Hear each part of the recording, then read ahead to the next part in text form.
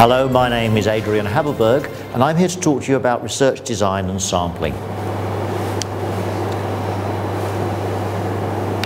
What we're going to talk about this afternoon, we're going to start off by talking about research philosophies and linking back to some of the stuff you've already done on that with a view to showing how the stuff I'm going to talk to you about, which is about research methods, links into that.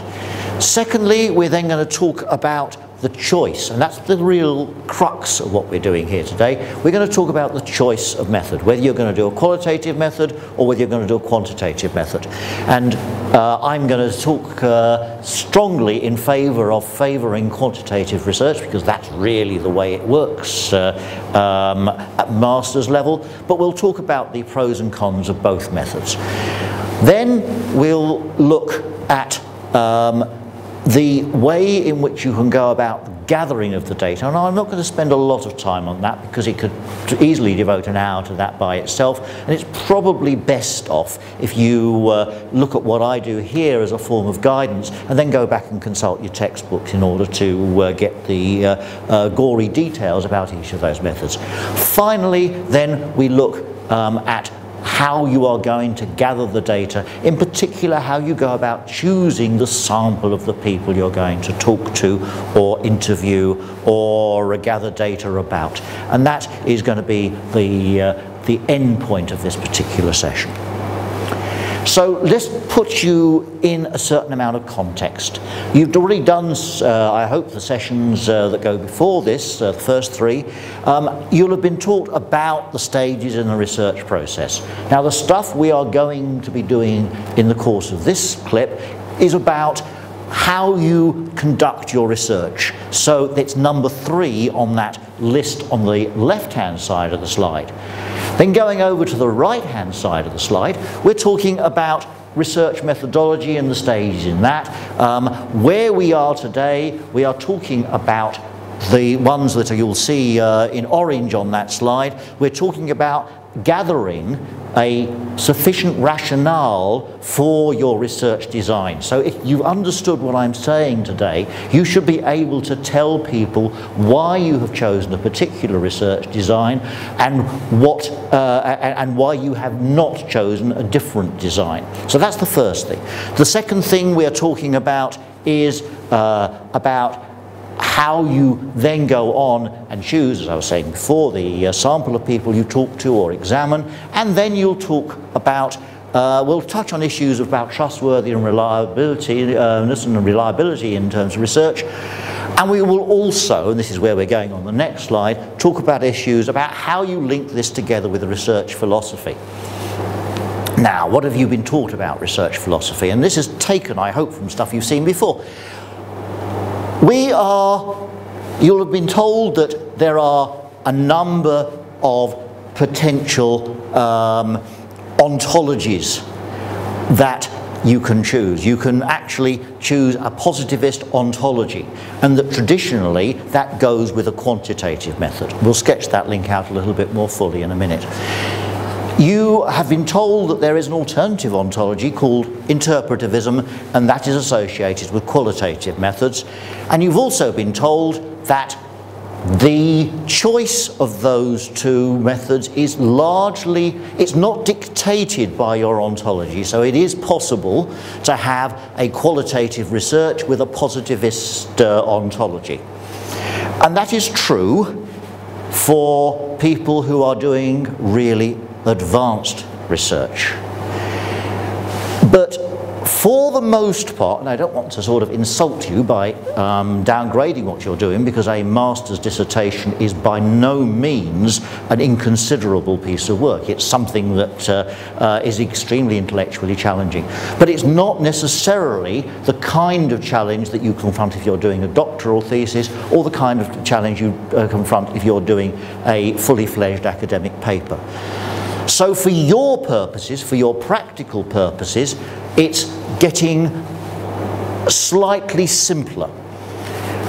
Really and truly, and you'll see if you look at your list of research philosophies that the person in front of you at the moment is a pragmatist. It's about getting the job done.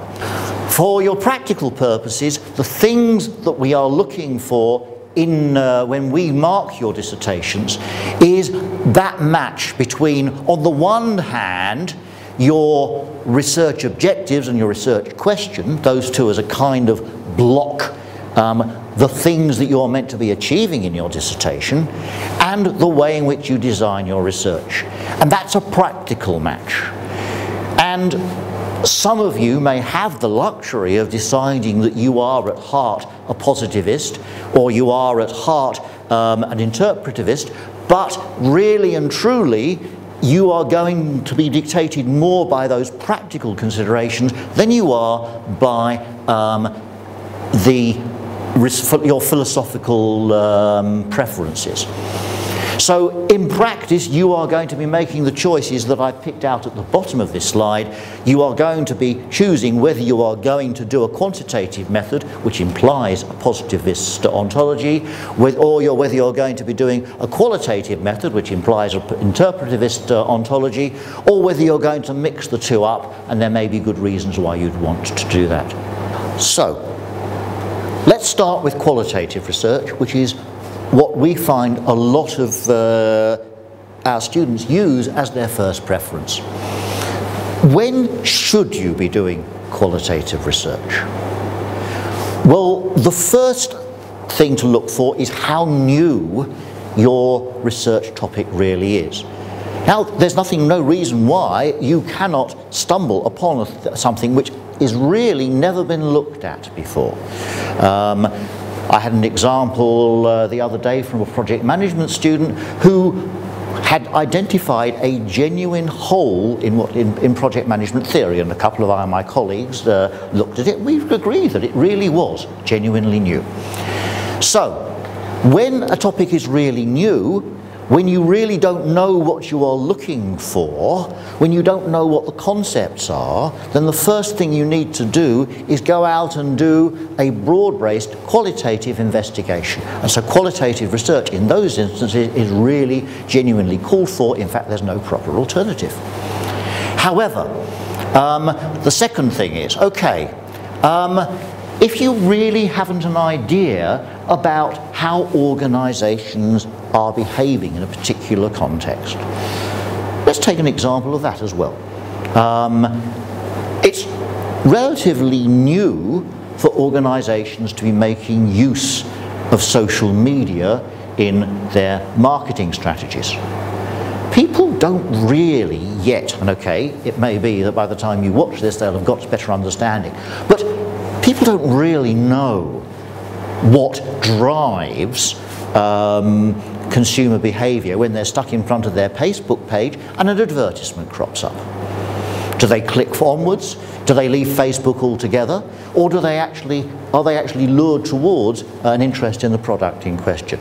How are you going to find that out? Conventional marketing theory may give you some clues, but when it comes down to it, how are you going to find out? You are going to need to watch those people in operation, or you're going to need to ask them about what they do, or maybe you'll get some clever IT device that enables you to divine their behaviour from what they're doing with their mouse.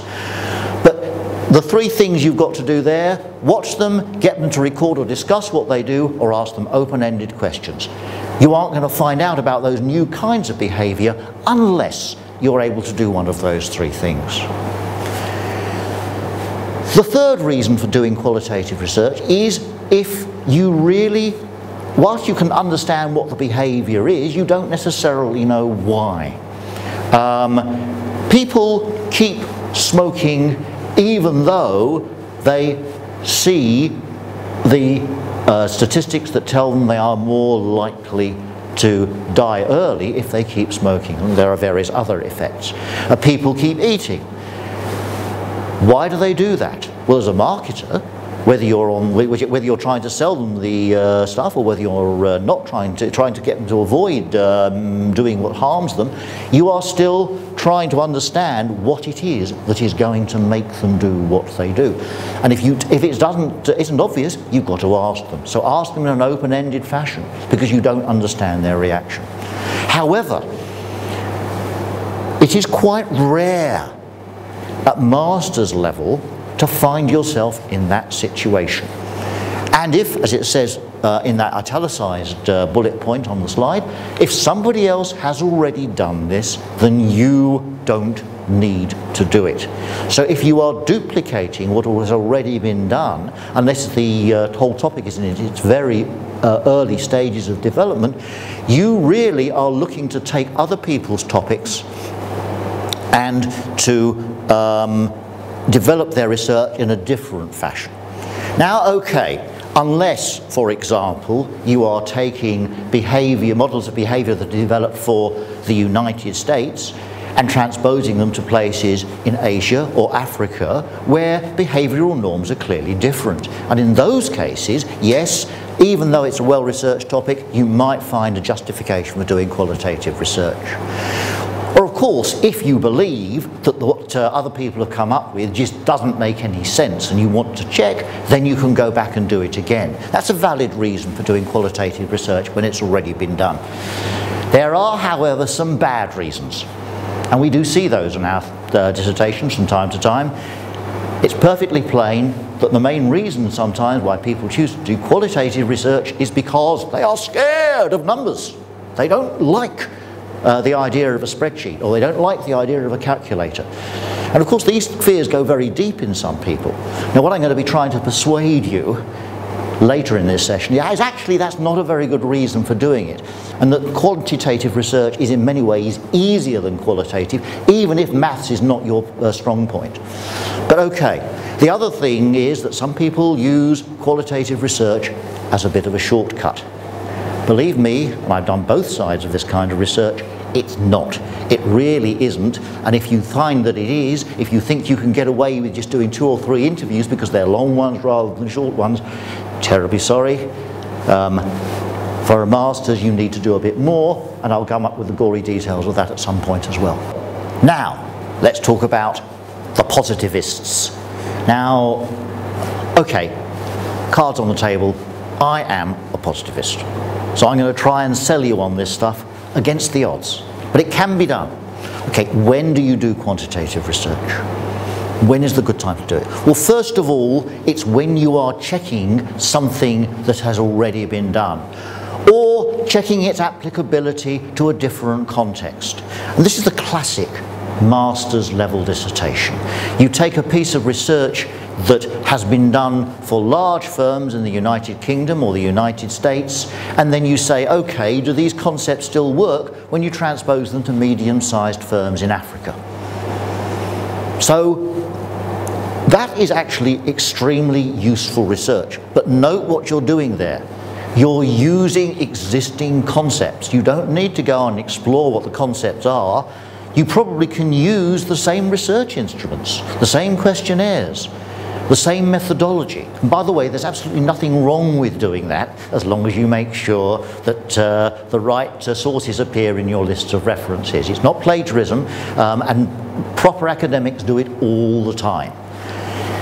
So, when you know what you want to ask from previous research, when you know well whom you're going to ask the questions of, or whom you're going to observe, or what kind of data you're going to gather, then quantitative methods are the ones that are indicated.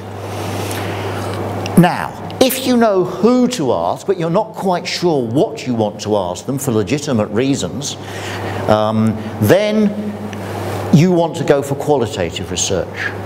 Alternatively, you may decide that qualitative research is needed even though you know exactly what you want to ask, but you can't necessarily trust people to put the right answers down on a questionnaire. The classic example of this is when you're investigating issues related to corporate ethics, for example. You don't really send out a questionnaire saying, how many people did you bribe last month? Was it 1, 2, 3, 4 or 5? And expect to get an honest answer. In those situations, you really need to build confidence between yourself and the person who's on the other end, whom you're researching, and that probably means face-to-face contact, or telephone contact at the very least, and that means qualitative research. So there can be some good reasons for doing qualitative research which are entirely practical, that you can't trust the answers otherwise. So, What are the advantages of quantitative research? I told you I was a positivist, yes. It can add, as it says up there, a degree of precision and detail.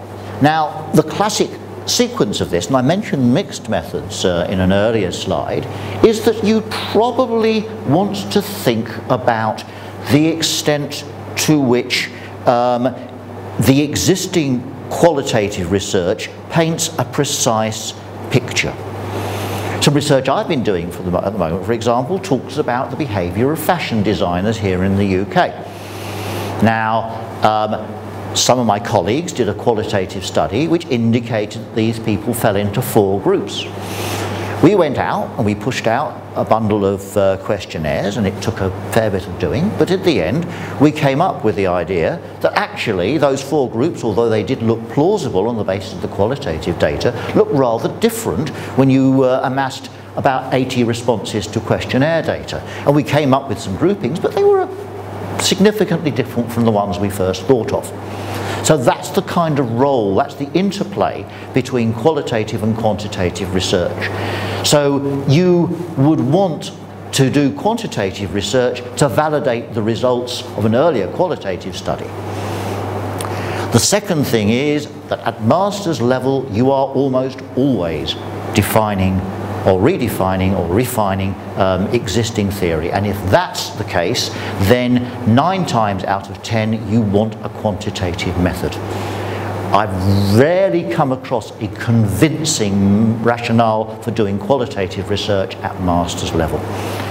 And finally, and I know this is a big sell for people who are not comfortable using numbers, I mean some of you will be, but yes, it is easier. Even if you hate numbers, even if you're scared of numbers, even if you had problems getting through your basic level mathematics, it's easier. And the reason for that is because when it comes down to it, when you're analysing quantitative data, you are counting things.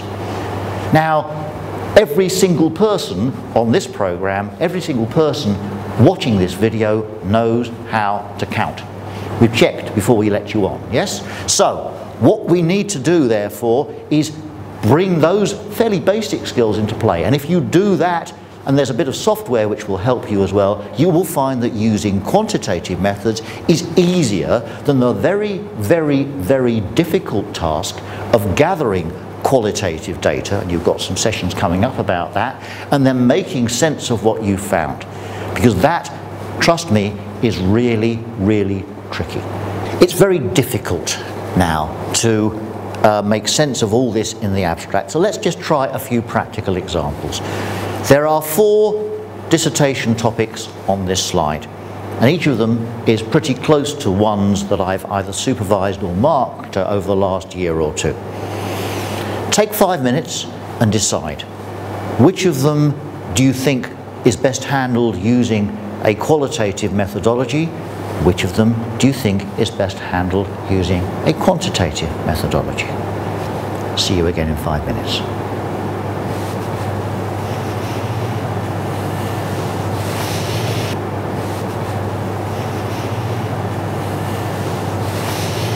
Let's take these in turn.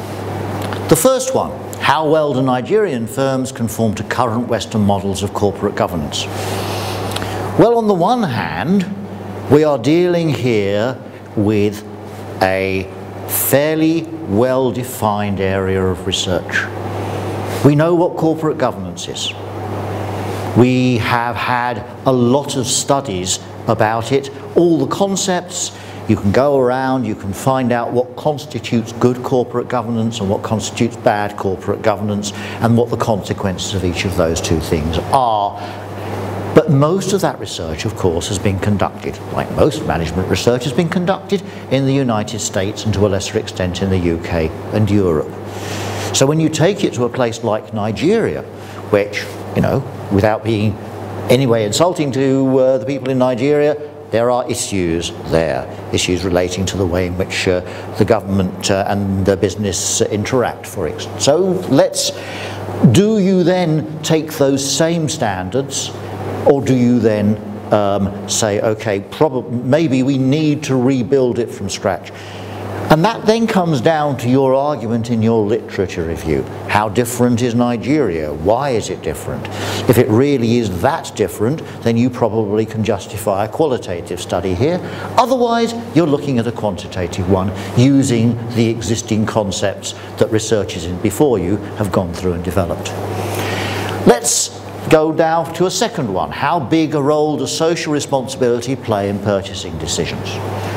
Well, you can make a case for a qualitative method there, in that maybe you want to investigate people's behaviour while they are in the process of making the purchasing decision and talk them through it or ask them about it. But really and truly, social responsibility isn't news anymore. It's been big in management theory since the 1960s. People's purchasing decisions are not news anymore. There's a big literature on consumer behaviour. So really and truly, I would expect that all the concepts you needed were already at your fingertips as a result of prior research.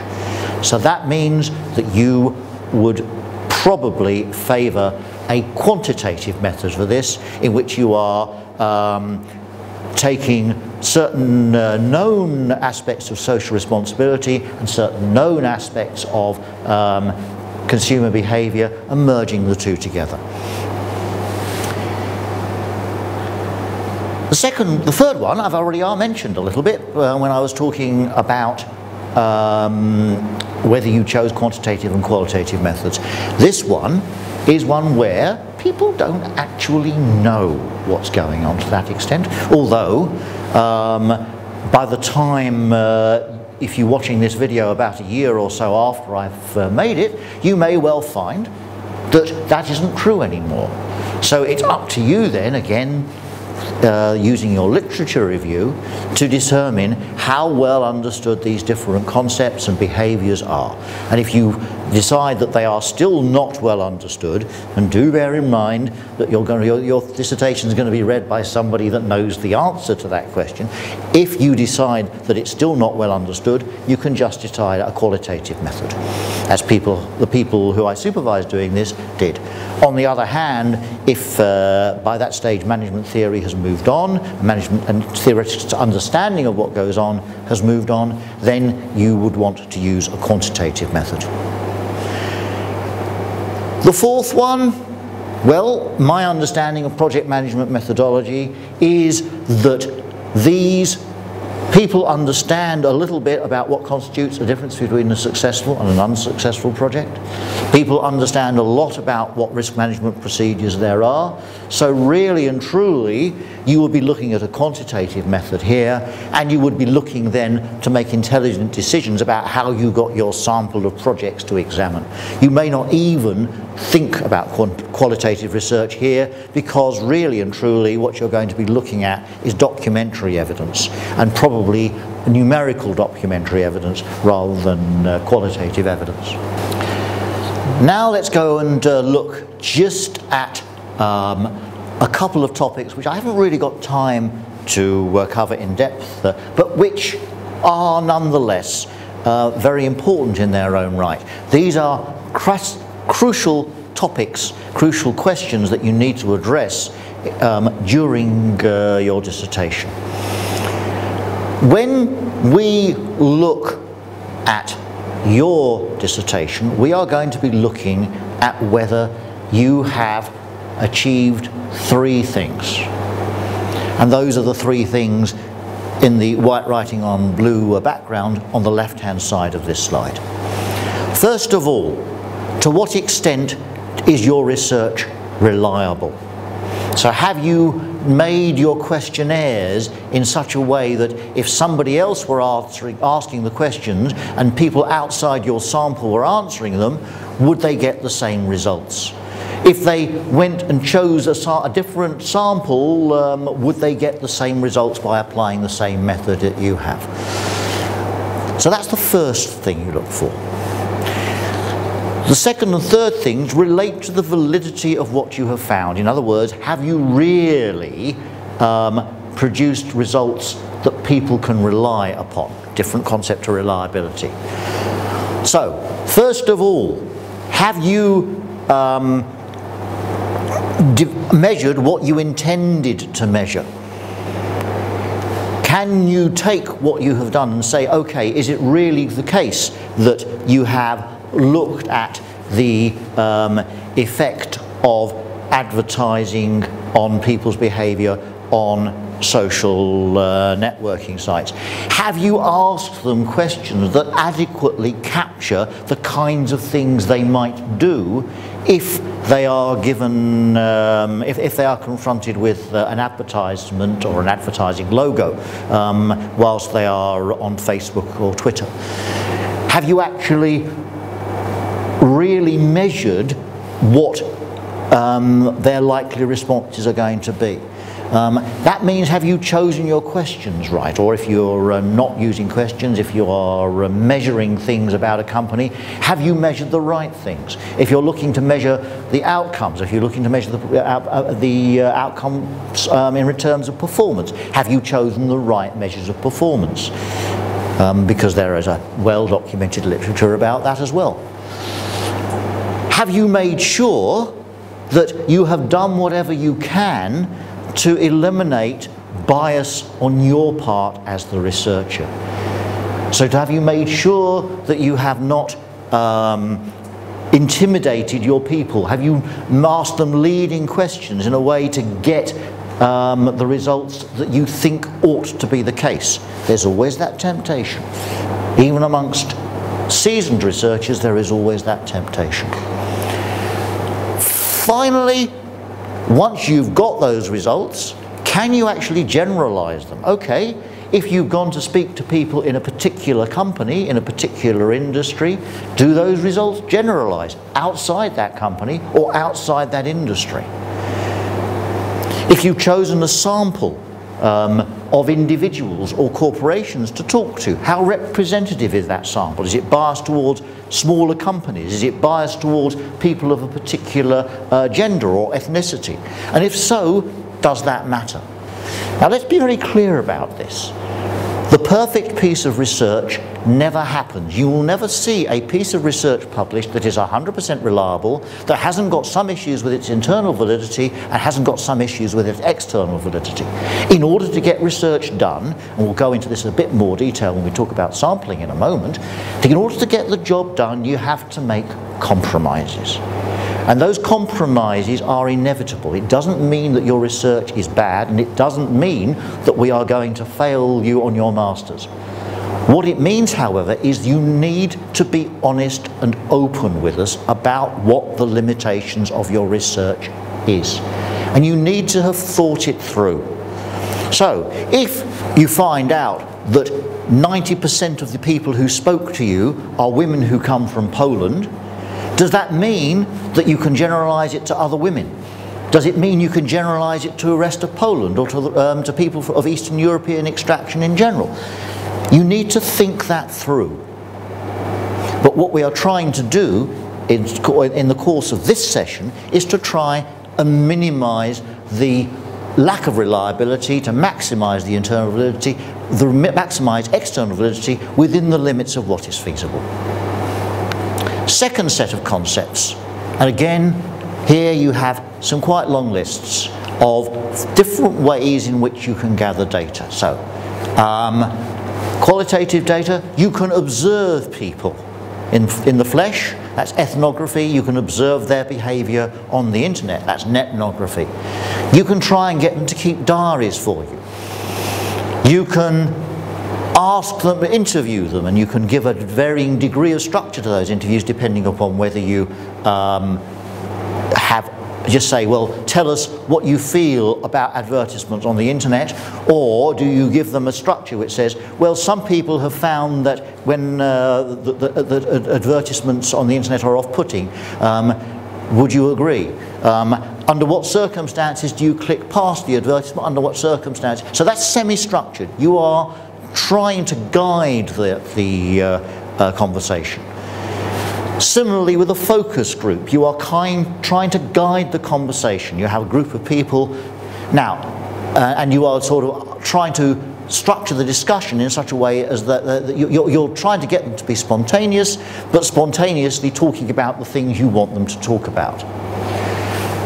On the quantitative side, you have really structured interviews in which you are looking for a certain specific set of responses. So that's the difference between the interviews on the right-hand side of the slide and the interviews on the left-hand slide. There are various ways in which you can administer questionnaires, forms people fill in, Likert scales. All of that stuff will be covered in later lectures. But do you do it face-to-face? Do you do it through email? Do you use your Facebook contacts? All of those things are possible. One could easily consume an hour talking about the advantages and disadvantages of each of those methods of data gathering. What you need to note is that they each have their strengths and their weaknesses.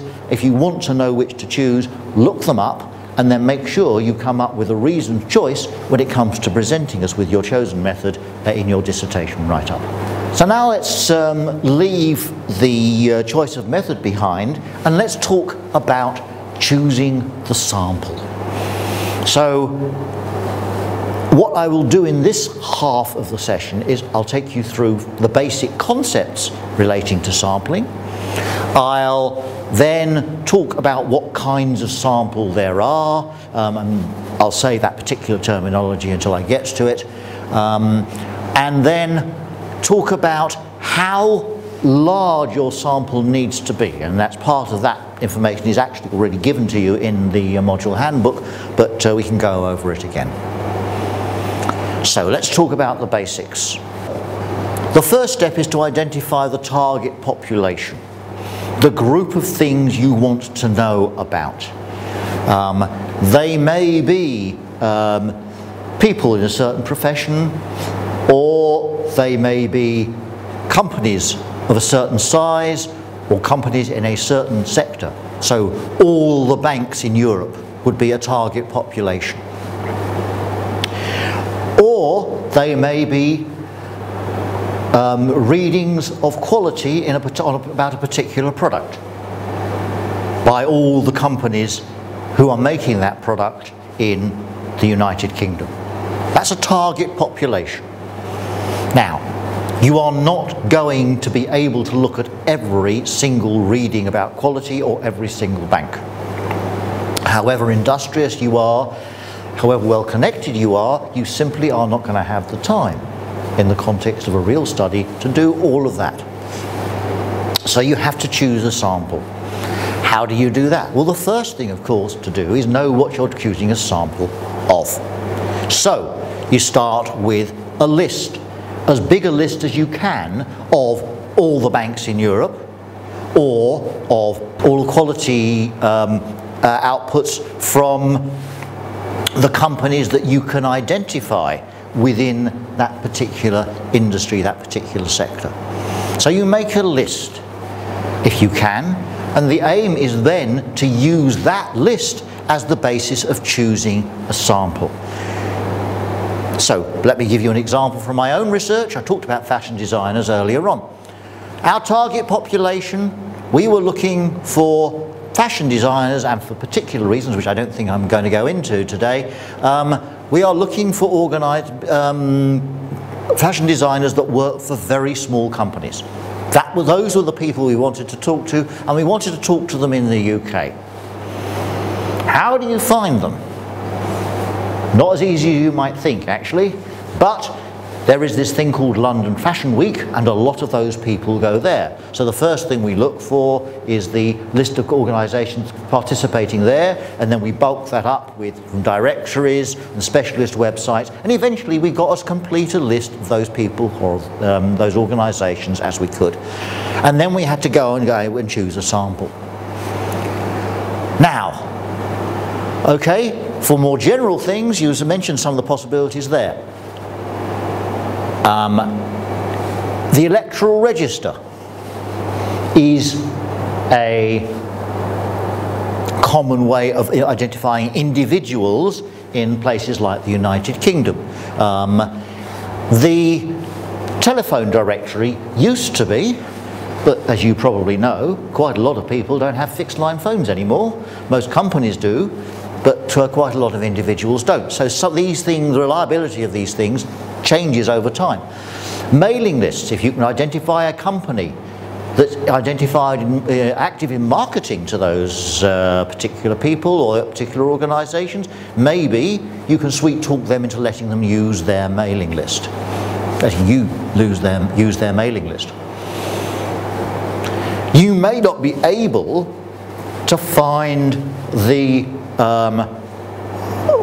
details you want. For example, the electoral register may not tell you whether the people you have young children or not. The children themselves don't appear on the electoral register.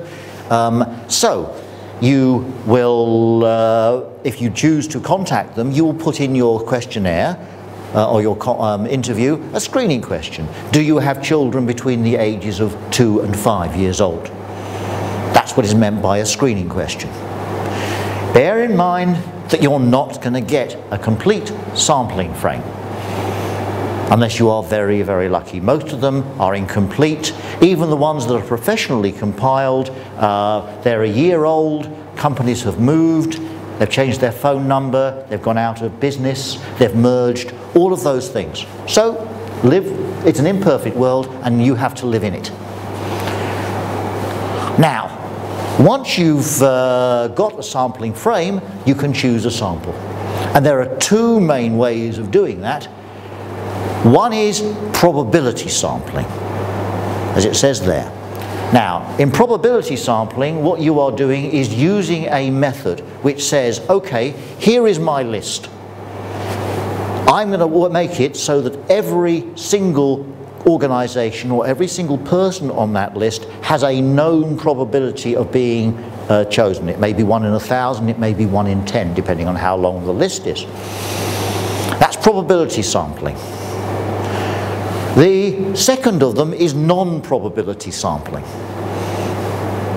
where you go through and say, well, all right, really and truly, I'm just going to have to go through, and I may not even have a proper sampling frame, and say, okay, I will find people somehow,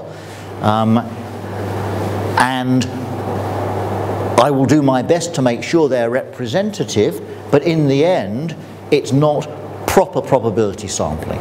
Probability sampling is meant, and there's mathematics and statistical theory that goes behind this, to be better than non-probability sampling, but non-probability sampling is what a lot of researchers do, and without any shame you can say that's what you are going to do in your research because it gets the job done.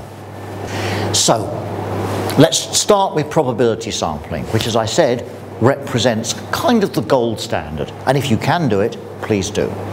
There are 4 main types of probability samples. You can probably find others if you look in the right textbook, but these will do for now. Starting from on the left, simple random sampling. How does that work? It's where you are basically trusting the selection of your sample to pure luck. So if you've got 100 names on your list, or you write them all out on scraps of paper, put them in a jar, mix them up, and get somebody who doesn't know what you're doing to blindfold themselves and pick out the first 20 that they feel about, mixing them up as you go along. That's random sampling. The National Lottery here in the UK and in most other countries, that's random sampling of a set of balls numbered between 1 and 50, I think it is here in the UK, and there's a lot of science that goes into making sure that selection is really random. That isn't always possible, particularly if you have a big sampling frame. If, for example, you've got a list with 10,000 names on it and you want to choose 100 of them, then, or 10,000 companies and you want to choose 100 of them, you are not going to find a jar that's going to hold 10,000 sheets of paper, bits of paper, or numbered balls, and anyway, it would take an awful lot of time to set that up.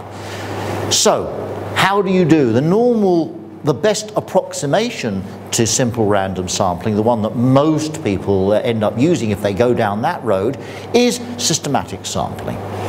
What do? You have everything down on a list, on a spreadsheet, typically.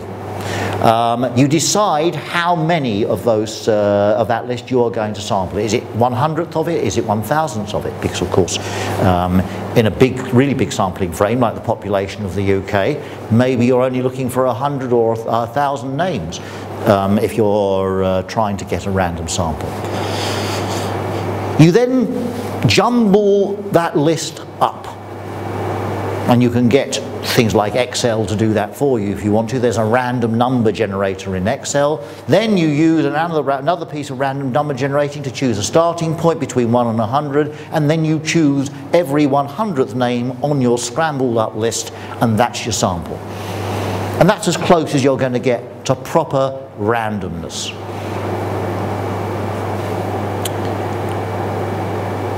The third thing you can do, however, particularly if you really want to get hold of people with certain characteristics, if it's really important that you include somebody from every age group, if it's really important that you include somebody from every kind of religion, then you divide your sample up into slices. And when you're doing that, you make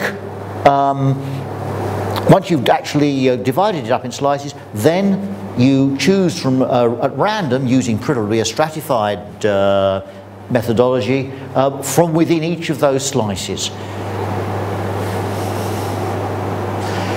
And finally, if you're doing research which spreads across a wide geographic area and you're not going to be able to cover it all, how do you do that?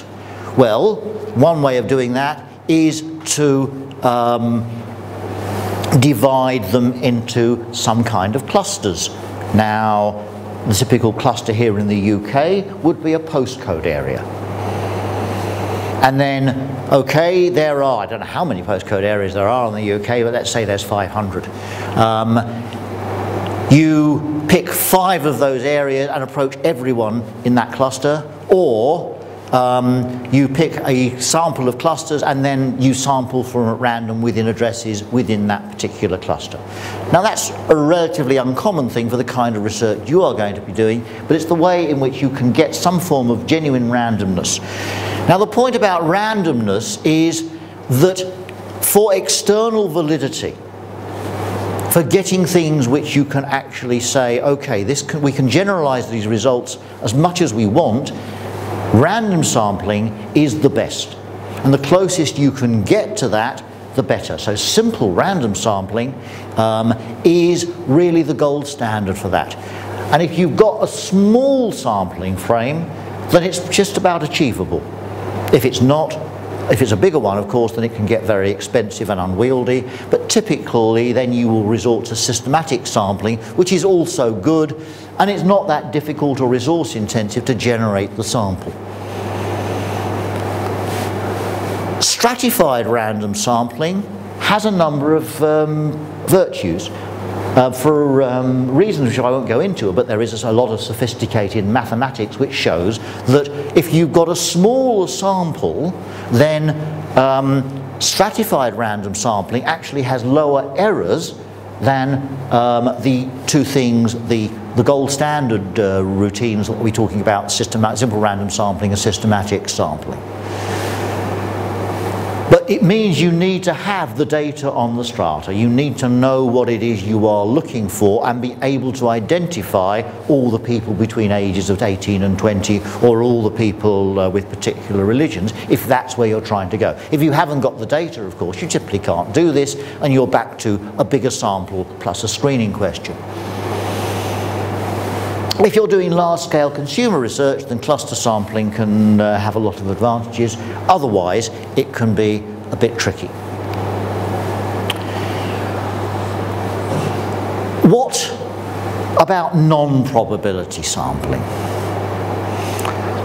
Well, most of you will probably have been part of a quota sample at some stage, because the people who ring you up on the phone doing market research are typically looking for a quota of people. They say, okay, you know, they're being told, go and find a group of people in a certain income band and in a certain age group. So if you're like me and get beyond a certain age, then nobody wants to talk to you anymore, which at least means you get free time of the evenings. However, that's the way it's like stratified sampling, like it says up there, and it can be difficult sometimes to remember which you are doing, but the total thing is that it's not random. The people who ring up, or if you do it, what you're going to be doing is you're going to be going for the first 50 people you can find between the ages of 20 and 25, say, if that's your particular stratum. But what you are trying to do is make sure that if in the population you're looking at, there are 30% of the companies are small, and you have a definition of what constitutes small, then 30% of your sample consists of, or your quota sample consists of small companies. If 50% of, if your population is 50% male and 50% female, then so should your quotas be. So you're trying to get that form of external validity built into your sampling strategy. Convenience sampling. Well, yes, people do it. People you know. Now, of course, if you are doing research into the characteristics of people like yourself, well, why not start with the people you know? It can be very useful. It can be very useful if you're gaining access to talking to companies about sensitive topics. So you have to make compromises, of course. Sometimes statistical validity has to take second place to the actual necessity of finding people who will talk to you. And that's when convenience sampling can come into place. So that's quite common for master's projects because finding people to talk to you isn't easy. Accidental sampling is another way of doing it. This is where you stand outside a busy store or put yourself in a busy place and you stand there and you try and find people who will talk to you. And quite often they will, but you've got to be careful, of course, that, you know, if you are standing outside a big supermarket at 4 o'clock in the afternoon in the UK, a lot of the people you are going to meet are going to be mothers with young children. Now, if you want to speak to mothers with young children, that's a brilliant tactic. But if you're looking for a more general sample, if you're looking to talk to older people, or you want a sample that includes a lot of men as well as a lot of women, then you are not likely to do that unless you make a point of redoing that at a different store or at a different time of day. So even accidental sampling, you have to be very careful that you are not doing something which is biased and which threatens the external validity of your research. A way of expanding upon both convenience or accidental sampling is by what is known as snowball sampling. So you start off by talking to your Facebook friends, and then you you get them to refer you on to their Facebook friends. And again, as long as all those people are in your target population, then that's a pretty decent way of gathering data. Okay, they're not totally random, people will be biased, and you need to make sure you're aware of that bias in terms of age group, gender, ethnicity, and so on. And sometimes you just decide that you're going to talk to particular companies or particular people. With people, it may be people who you know are opinion formers or people who are well connected. And then you get a sample of other people to check on what they're doing. That's what I mean by key influencers. If you're doing industrial market research, well, the logical places to start are the companies who you know account for 90% of supply or 90% of demand of a particular product. So go and try and talk to them. That's judgment sampling or importance sampling.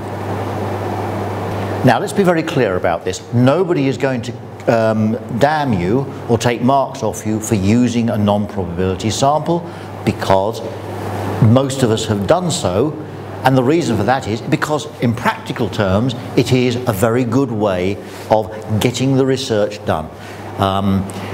It's much quicker to set up, much cheaper to execute than full-scale random sampling. And that's why a lot of industrial market research is done that way, and most of the published market research you see in places like Euromonitor or maybe on sites like Bloomberg, that will have been done almost certainly using a non-probability sampling method. Very carefully, but nonetheless lacking that kind of gold standard. Now, one problem with these non-probability methods is that you don't really know what the errors are likely to be. If you do a probability sample, then there are some formulae which you can use to calculate what the likely errors are. But you lack that when you're doing probability sampling, or sorry, non-probability sampling. What you are doing there is therefore having to make rational, careful judgments about what it is that you think, where the errors might have crept in, but you can't measure it. And one of those errors may be because your researcher, who is probably you, but it might be a friend if you are very persuasive, may have discretion about whom they tone up, whom they talk to. And they can use that discretion in ways that will bias your results. For example, if you're doing telephone sampling, the company you really want to speak to may always be on the phone, difficult to contact. At some stage you may have to give up. You encounter people in a shopping mall, and they are clearly not the kind of people you would want to talk to. So even if they are in your target population, you may shy away from them. And that may bias your results if it happens often enough.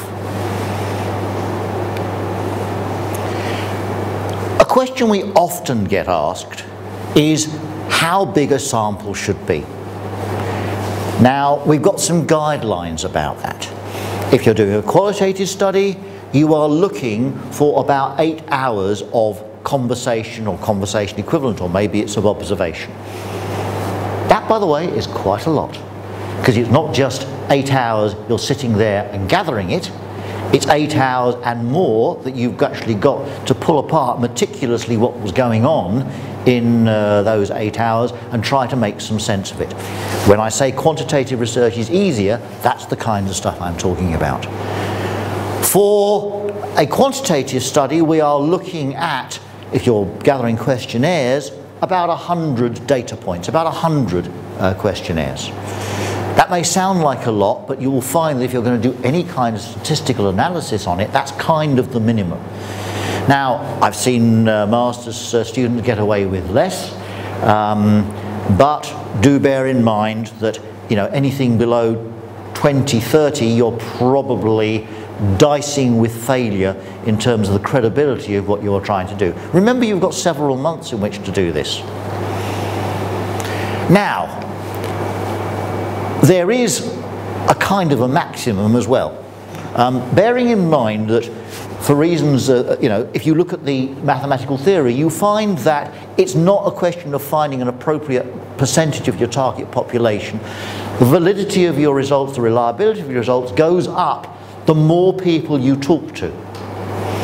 So if you really are feeling that you want to give it the maximum for questionnaires, for example, is about 1,000.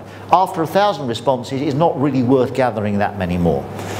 Now, nobody's expecting you to do 1,000 responses, to be honest, but please go ahead and surprise us.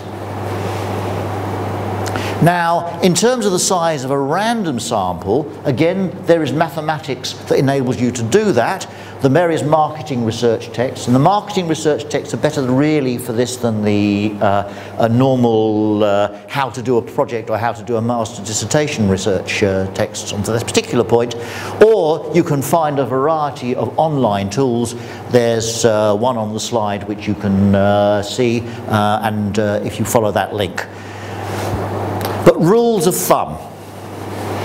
Okay, now if you are going to do cross-tabulation. So if, for example, your sample consists of a number of different age groups and males and females, and you are going to want to look at the difference between male and female behaviour and also the difference between age groups, and also see whether there's a difference between young men and older women, then you need a certain number of people in each of those joint categories. So you need 5 men and 5 women between the ages of 15 and 20, and another 5, another 10 between the ages of 20 and 25, and so on, for each gender. So that dictates the size of your sample. So a minimum of 5 if you're going to do any kind of meaningful statistics with them, but actually rather better if it's 20 to 50. A couple of things to conclude with. The first is that don't get spooked because your sample is imperfect. All samples are imperfect. However, it is important that you have chosen your sample carefully, or as carefully as you can, and that you show us why you have chosen the sample that you have, and give us some idea of how carefully it has been chosen. So, as it says up there, there is a compromise between resources and accuracy. There's only normally one of you. You have got to gather the data, and you've also got to process the responses. So the size of your sample and the amount of time you spend sampling, spend gathering data, and therefore the number of different groups of people you try to speak to, all of that has to come into line with the resources, the time, the energy that you have at your disposal. And with everything within a dissertation, it is better to do a limited amount of stuff well than to try and be too ambitious and end up with something that's unusable. Second point up there, please do not try to pretend that you have done a random sample when you haven't. We will spot it.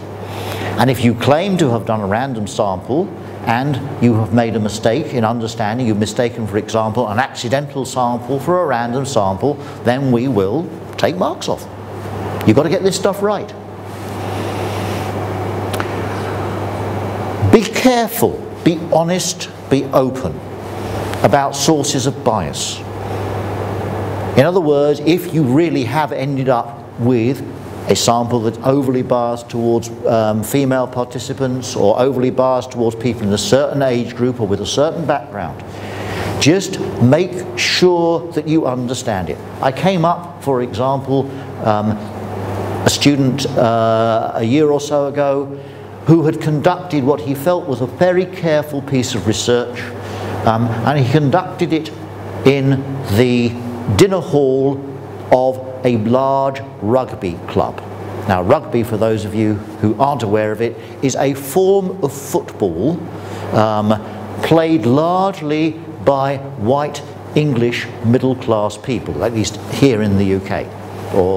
So, his sample was automatically biased towards those people, and he wasn't aware of it. And since some of the questions he was asking meant that people with a certain income bracket were more likely to exhibit the kind of behaviour he was looking at than the ones who weren't, it kind of wrecked his research.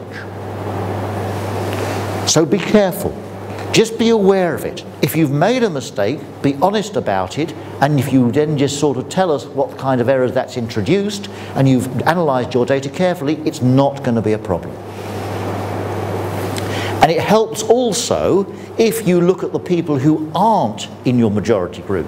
So if your sample is largely of middle-aged Asian women, and you can look at the other kinds of people, and if they are exhibiting the same kind of response patterns, you can say, okay, well, my sample looks biased, but it doesn't look like it matters. Excellent. Finally, do choose your people carefully.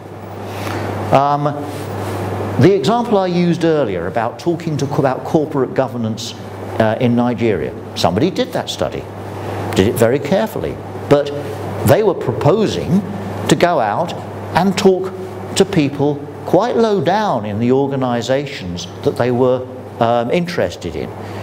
And they were going to ask them questions about things that they probably didn't know about, things that didn't touch their daily lives, things like auditing procedures, things like the behaviour of the board for people who were 2 or 3 levels removed from any board member. So make sure that you are going to get answers that people can answer honestly. People will sometimes, to avoid losing face, they will give you an answer just to keep you quiet or to avoid losing face. It makes much more sense if you judge your questions carefully so that they are not put in the situation of having to sort of fabricate an answer for your benefit. So let's conclude by talking about what we expect of you. In your dissertation, how is this going to come through? It's important that you tell us what your method you have chosen and why. That's the basic minimum. By the time you've gone through the literature associated with a session, you should be able to say, I have chosen a qualitative piece of research for the following reasons, and I have chosen a sample for the following reasons. So show us that match between your research objectives and your method. What you do not need to waste time and space doing is reproducing what we can find in the textbook.